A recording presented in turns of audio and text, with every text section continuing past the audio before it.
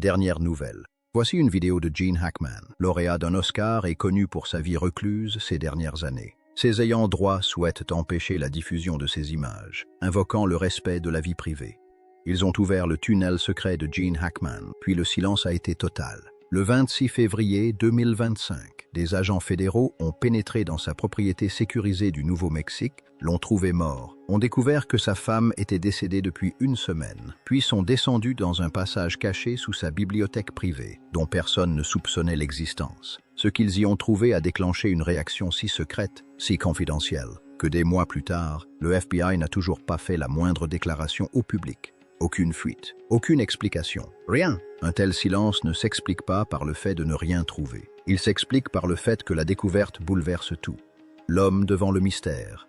Avant d'entrer dans le tunnel, il est important de savoir qui était réellement Gene Hackman, et non la légende. Son coiffeur à Santa Fe, Uncertain Ruben, qui tenait un petit salon de coiffure au sud de la ville, a raconté à un journaliste local que Hackman venait toutes les 2 ou 3 semaines, s'asseyait toujours sur le même fauteuil, et passait 1 heure à parler des romans de Hemingway et du climat du Kansas de son enfance. Il laissait systématiquement un pourboire double.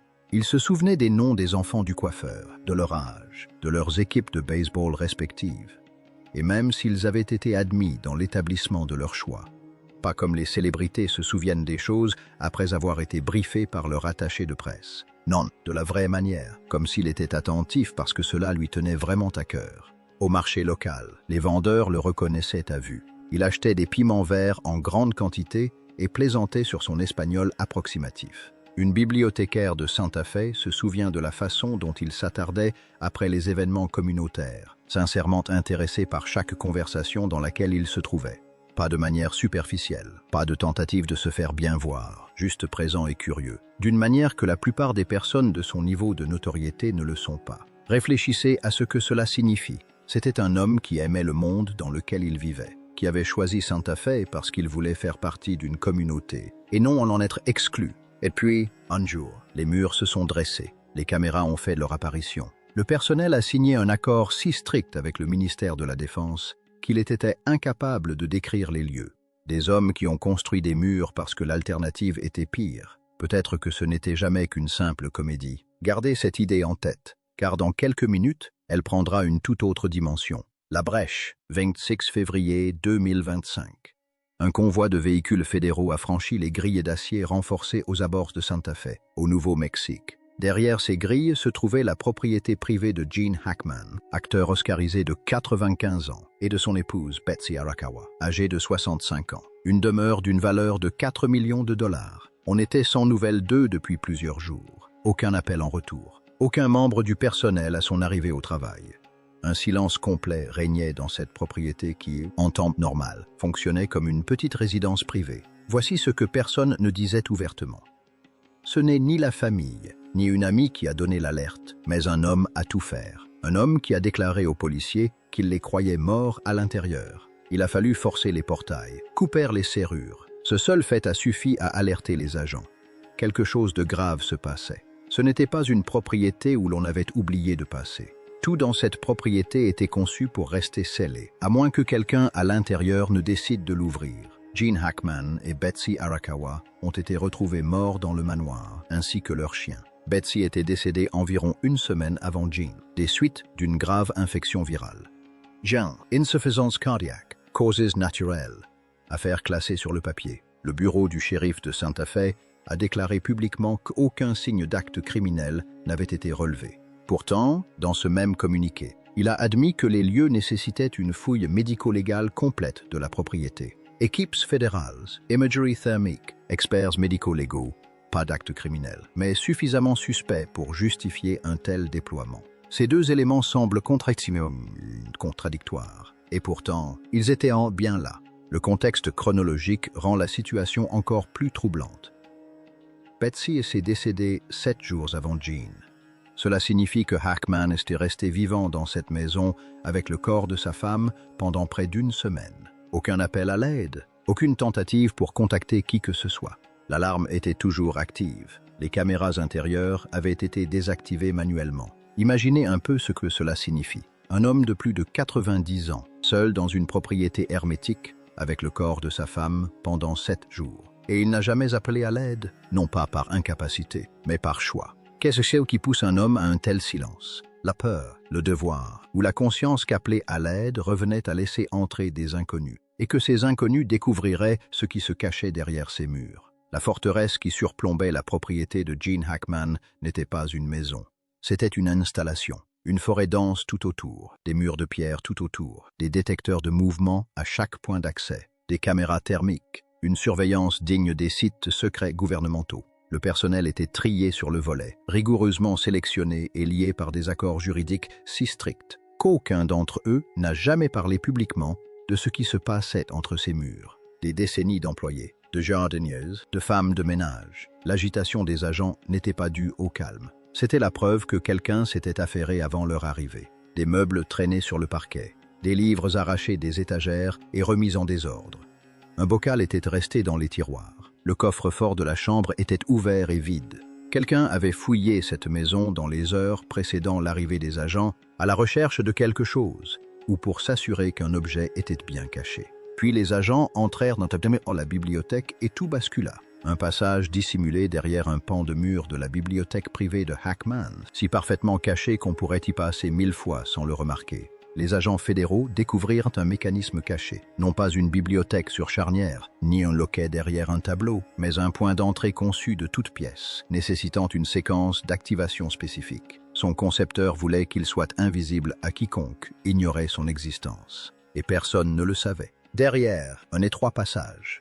Des marches de pierre plongeaient dans l'obscurité la plus totale. Aucune source de lumière, aucune ventilation, juste de la pierre taillée qui s'enfonçait à pic dans la terre. Les agents descendirent, la température chuta à chaque pas, l'air s'épaissit, humide, métallique, avec un goût de rouille.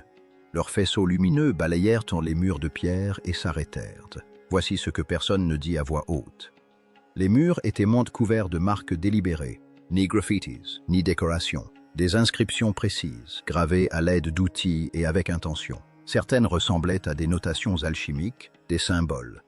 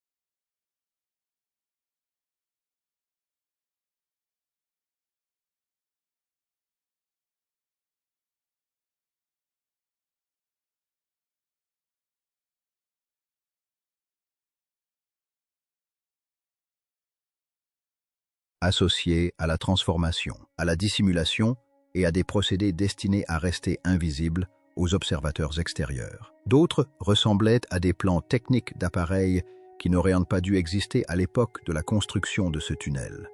Des schémas imbriqués, dotés d'une logique interne, conçus par un véritable ingénieur soucieux de préserver la confidentialité de sa construction. Un technicien spécialisé en criminalistique a par la suite qualifié ces configurations d'ingénierie venues de nulle part. Il a fallu des jours pour que cette expression soit acceptée.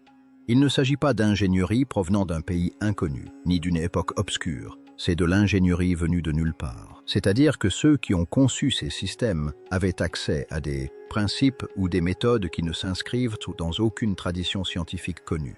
Ce qui se cache derrière cette porte en fer qu'ils ont trouvée au bout de ce passage, c'est la partie de cette histoire que personne n'a osé révéler. Abonnez-vous et continuez à regarder, car la suite est ce que le FBI préférerait que vous n'entendiez jamais, ce que les murs ont révélé. La construction elle-même racontait une histoire bien. Et ce n'était pas celle à laquelle on s'attendait. Près de l'entrée de la bibliothèque, la maçonnerie était typique du milieu du XXe siècle. Des coupes nettes,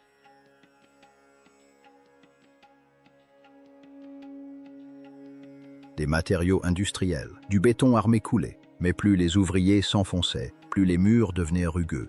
Joints taillés à la main, armatures rudimentaires, tracés d'outils à la pioche et au burin, pas d'outils électriques. Deux époques de construction complètement différentes, superposées l'une à l'autre. Marcus Devlin, ingénieur en structure basé à Albuquerque, qui travaille principalement sur des évaluations de bâtiments historiques pour l'État du Nouveau-Mexique, a examiné pendant 2 jours, dans son bureau, des photographies divulguées du passage. Il les a étalées sur son bureau, les a étudiées en silence, puis les a reposées lentement avant de parler. Son évaluation était précise et définitive. Ce n'était pas le propriétaire qui avait construit le tunnel. La partie supérieure avait été rénovée, modernisée, renforcée. Mais le cœur de ce tunnel était déjà là. Hackman s'y est installé. Il en a hérité et a passé des années à l'entretenir, à la consolider, veillant à ce que personne à l'extérieur de ces murs ne découvre son existence. Ce n'est pas le comportement de quelqu'un qui a découvert par hasard une vieille cave. C'est celui de quelqu'un qui comprenait parfaitement la valeur de ce qu'il possédait et qui a délibérément choisi de consacrer le reste de sa vie à la protéger. Imaginez un peu ce que cela signifie. Un double lauréat des Oscars, l'un des acteurs les plus respectés de l'histoire du cinéma américain. Et pendant les 20 dernières années de sa vie, son occupation principale, ce qui a structuré toute son existence, a été de garder un tunnel sous sa bibliothèque dont personne n'était censé connaître l'existence. Puis le passage s'ouvrit. On passa devant les caisses, les dossiers éparpillés et les cartes stellaires gravées dans le sol de pierre. Leurs lampes torches l'ont repéré. Une porte en fer encastrée dans la roche. Aucune poignée extérieure, aucune charnière visible. Juste une surface d'acier corrodée, sillonnée de traces de soudure, scellée de l'intérieur par quelqu'un qui n'en est jamais ressorti. La serrure n'était pas conçue pour empêcher les gens d'entrer. Elle était conçue pour empêcher quelque chose de sortir. Qu'est-ce qui les attendait? La chambre elle-même était immense et figée dans le temps. D'anciennes caisses en bois étaient empilées contre les murs. Certaines s'étaient effondrées sous le poids des ans, déversant leur contenu sur le sol de pierre. Des documents jaunis, des objets métalliques rouillés, des artefacts qui ne correspondaient à aucune époque identifiable. Les agents estimaient qu'il faudrait des années pour cataloguer le contenu. Il ne s'agissait pas d'archives personnelles, mais d'une collection institutionnelle. L'ampleur des documents entreposés dans cette pièce laisse supposer que l'organisation qui les y avait déposés existait depuis très longtemps. Un agent souleva le couvercle d'une boîte poussiéreuse et découvrit des photographies fragiles, aux bords gondolés, montrant des visages inconnus, vêtus de vêtements d'un siècle passé, des réunions clandestines, des pièces sans fenêtres, des lieux, des bâtiments et des espaces souterrains qui ne correspondent à aucun endroit répertorié. Sur une image, un groupe d'hommes se tenait autour d'une table recouverte de cartes, une simple ampoule projetant des ombres dures sur leur visage. Au dos de la photographie, quelqu'un avait inscrit une date, 1937, et un seul mot dans une langue encore inconnue. Un seul mot de 1937, dans une langue que personne ne parvient à identifier. Des dossiers reliés en cuir côtoyaient les photographies. Des dates codées, des noms caviardés, des passages décrivant des événements délibérément effacés des archives officielles. Certaines pages avaient été partiellement brûlées. Quelqu'un avait tenté de les détruire, puis s'était arrêté. D'autres documents portaient des insignes liés à des organisations officiellement dissoutes depuis des décennies.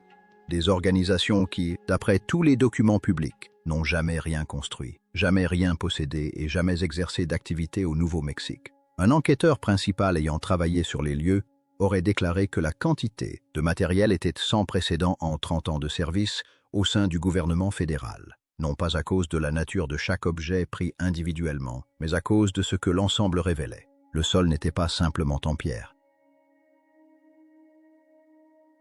Le sol était orné de motifs circulaires, des dessins complexes et précis qui, vues du ciel, ressemblaient à des cartes célestes, des cartes stellaires gravées par un expert. Ces motifs correspondaient à des alignements astronomiques, des constellations, des positions planétaires, des orbites, le tout tracé avec une précision exigeant des connaissances mathématiques pointues. Celui qui les a gravés n'a pas agi au hasard. Il cartographiait ou marquait quelque chose pour quelqu'un qui viendrait plus tard et saurait le déchiffrer. C'est ce détail qui explique le silence des enquêteurs. Ni les photographies, ni les dossiers, ni même le sol.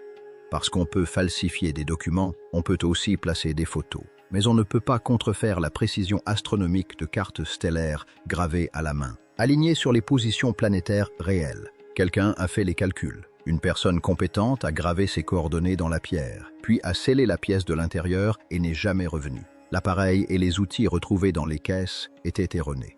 Complètement incohérent avec l'époque de construction de ce tunnel. Des gravures ne correspondent à aucun fabricant ni à aucune période connue. Des mécanismes internes nécessitent des techniques de fabrication qui n'existaient pas lors de sa construction. Et puis, il y a cet objet précis qui a interpellé 3 ingénieurs de façon inexplicable. Un cylindre métallique de la taille d'une paume, doté d'anneaux internes rotatifs, sans jointure, sans méthode d'assemblage visible, apparemment coulé d'une seule pièce, de l'intérieur vers l'extérieur. Un exploit métallurgique que les techniques de fabrication actuelles peinent encore à reproduire à cette échelle. 3 ingénieurs, 3 évaluations indépendantes. Une même conclusion. Ils étaient incapables d'expliquer sa fabrication. James Whitfield a passé 19 ans au FBI comme analyste médico-légal avant de prendre sa retraite. Il a traité des preuves classifiées provenant de certaines des affaires les plus sensibles de l'histoire fédérale moderne, des affaires dont les numéros de dossier ne peuvent toujours pas être divulgués publiquement. Il n'est pas du genre à s'adonner au drame ou aux spéculations. Lorsqu'il s'est assis dans son bureau à domicile, près de Washington, et a examiné les détails publics de cette affaire, Whitfield a décrit sa réaction en toute simplicité. Sa voix s'est faite plus basse. Quand une agence devient aussi silencieuse aussi rapidement, cela signifie 2 choses. Soit elle n'a rien trouvé et elle est embarrassée, soit elle a découvert quelque chose de si important que la question de la divulgation dépasse le cadre de l'équipe d'enquête. J'ai vu les 2, cela ne ressemble pas à de l'embarras. Réfléchissez à ce que cela signifie réellement. Un vétéran de la police scientifique du FBI, fort de 19 ans d'expérience dans le traitement de preuves classifiées, issu des affaires les plus sensibles de l'histoire fédérale moderne, a examiné les détails publics de cette enquête et a conclu que le silence qui l'entoure n'est pas dû à des lenteurs bureaucratiques. Il s'agit d'une décision délibérée, prise à un niveau supérieur à celui des enquêteurs eux-mêmes. Cette décision a été prise pour une raison, et cette raison reste classifiée. Le sous-sol de Santa Fe. Voici ce que personne ne dit ouvertement à propos de ce lieu. La région entourant la propriété de Hackman ne se résume pas à des galeries d'art et à des couchers de soleil désertiques. Project Manhattan, essais nucléaires, recherches secrètes sur les armes, tout cela à 2 pas de chez Hackman. Ce n'est pas un hasard. C'est le territoire le plus secret de l'histoire des États-Unis. Pendant des décennies, les habitants ont parlé de bunkers souterrains creusés dans le plateau, des infrastructures construites pour abriter l'élite gouvernementale en cas d'effondrement de la civilisation. Certaines de ces installations sont répertoriées, démantelées, scellées, transférées à l'administration civile. D'autres restent introuvables. Aucun acte de propriété, aucun permis, aucun ordre de démantèlement. Elles ont tout simplement cessé d'être mentionnées dans les documents officiels et n'ont plus jamais été évoquées. Des demandes d'accès à l'information ont confirmé que d'importants travaux de construction souterraine ont eu lieu dans cette région pendant la guerre froide. À quel point les documents reçus étaient illisibles, avec des pages entières noircies. Richard Payne a pris sa retraite du département de l'énergie après avoir travaillé pendant des années. Il accepta de témoigner officiellement et, assis dans une salle de conférence à Albuquerque, il choisit chaque mot avec soin et dit ce qu'il gardait manifestement pour lui depuis longtemps. Sous ce chaos se cachent des systèmes conçus pour survivre à la surface. Certains ont été mis hors service, d'autres scellés, d'autres encore tout simplement oubliés, déconnectés de toute trace officielle. Et c'est là que tout cela devient incohérent, car l'analyse structurelle du tunnel par Devlin situe sa construction d'origine au milieu du XXe siècle. L'espacement des rivets en acier de qualité militaire correspond aux techniques d'installation gouvernementale de haute sécurité des années 1950. On ne construit pas une cave à vin comme un coffre-fort de banque. On ne scelle pas un entrepôt de l'intérieur. Ce que décrit Payne, une infrastructure classifiée de la guerre froide, discrètement déconnectée de toute trace officielle, correspond exactement à ce que les agents ont découvert sous la bibliothèque de Hackman. Quelque chose d'industriel, quelque chose de profond. Elle en parla à Hackman une fois la limite de propriété franchie. Elle se souvenait de la conversation à cause de l'expression de son visage lorsqu'elle avait mentionné ces sons. Il lui avait lancé un regard qu'elle n'oubliera jamais. Puis il a dit « Il y a des choses qu'il vaut mieux laisser sous terre. » Sur le moment, elle en a ri. Elle ne rit plus. C'est ce détail qui explique le silence des enquêteurs, et non une remarque générale sur la vie privée. Une déclaration précise et délibérée. Il y a des choses qu'il vaut mieux laisser sous terre, prononcée par un homme qui possédait un tunnel sous sa bibliothèque, directement à sa voisine qui se trouvait juste au-dessus. 2 propriétés plus à l'est. Un géologue à la retraite nommé Frank Delqua a confirmé indépendamment les vibrations. Delqua a travaillé pendant 30 ans pour l'Institut d'études géologiques des États-Unis, USGS, avant de prendre sa retraite à Santa Fe. Il connaissait les caractéristiques des mouvements sismiques naturels et savait que ce qu'il entendait sous la propriété Hackman n'en faisait pas partie. En été, il a installé un sismomètre portable. Les relevés étaient rythmiques.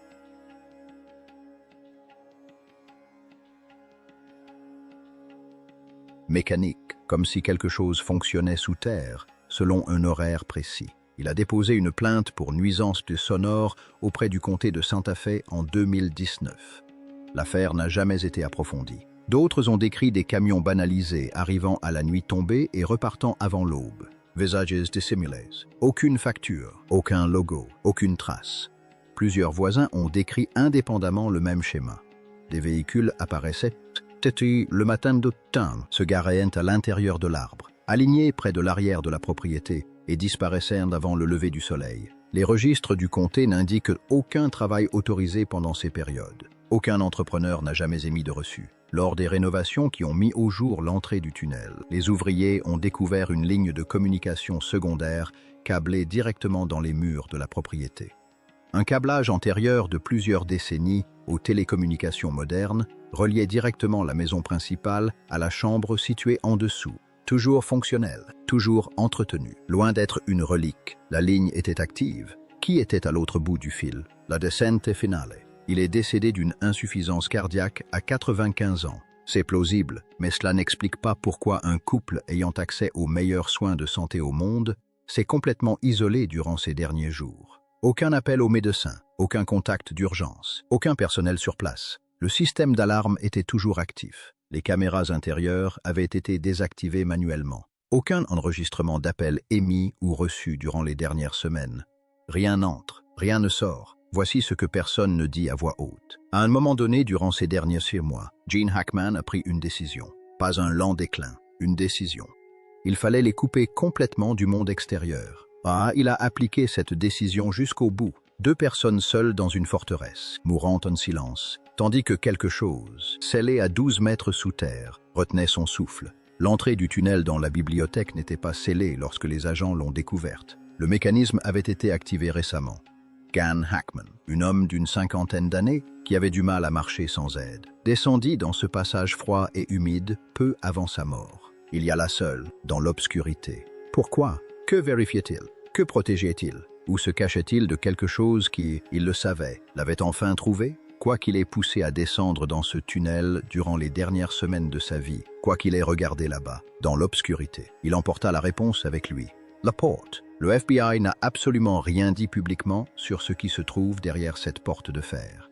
Aucun commentaire officiel, aucune fuite, aucune information confidentielle. Rien. À une époque où les documents classifiés se retrouvent sur les réseaux sociaux en quelques heures, un tel niveau de confinement exige une répression active.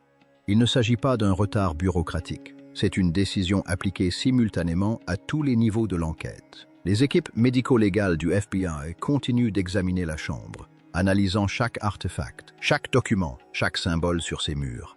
Des traces d'ADN, le décryptage cryptographique d'inscriptions, laissées par des mains disparues depuis des générations. Des linguistes, des métallurgistes, des historiens du génie pré-industriel, des astronomes interprétant des cartes stellaires gravées dans le sol de la chambre. Et c'est là que tout cela cesse d'avoir un sens.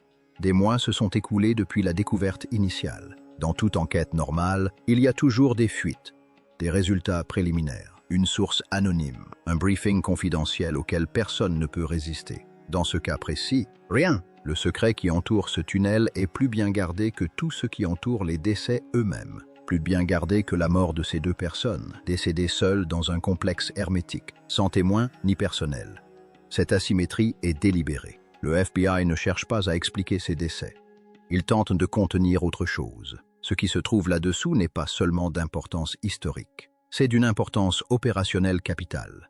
assez dangereux pour exiger un confinement total. Pas en 1950, pas pendant la guerre froide, mais maintenant. Aujourd'hui, dans une chambre située à 12 mètres sous la bibliothèque privée d'un acteur décédé, dans le désert du Nouveau-Mexique. Et voici ce qui rend cette possibilité impossible à ignorer. Les voisins n'ont jamais cessé d'entendre les bruits. Les vibrations souterraines que Margaret Calloway a ressenties dans ses côtes à 3 heures du matin, elles n'ont pas cessé après la mort de Hackman. Les adjoints du shérif du comté ont confirmé que l'équipement de surveillance laissé près du périmètre de la propriété a continué d'enregistrer des relevés de basse fréquence dans les semaines qui ont suivi sa mort. Quelque chose fonctionnait encore. Quelque chose sous le sol désertique qui ne se soucie pas de savoir à qui appartient la maison au-dessus.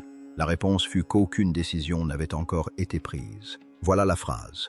C'est cette phrase qui distingue cette histoire de toutes celles que vous avez pu voir sur la mort solitaire d'une célébrité, car elle signifie que l'affaire n'est pas close. L'enquête se poursuit. La porte de fer est toujours scellée. Les inscriptions sur les murs sont toujours en cours de décryptage. Et à 12 mètres sous le désert du Nouveau-Mexique, dans un tunnel où un homme de 95 ans s'est aventuré seul durant les dernières semaines de sa vie. Quelque chose est encore là. Gene Hackman a gardé cette porte pendant des décennies. Il a bâti toute sa vie autour d'elle. Les murs, les caméras, le silence, les accords légaux, le personnel trié sur le volet, l'isolement total, une existence conçue de A à Z pour que personne ne découvre jamais ce qui se cachait dessous. Il a porté ce fardeau du sommet de sa carrière jusqu'à ses derniers instants.